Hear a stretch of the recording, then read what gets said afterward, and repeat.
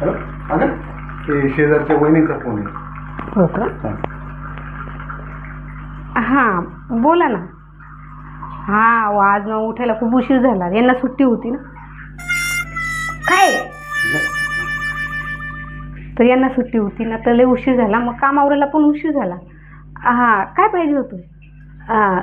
साखर का? हां देते ना, देते आणून देते. हां मग त्याचं काय अहो शेजारवर नाही तेवढं चालायचं. साखरचा डबा कुठे गेला?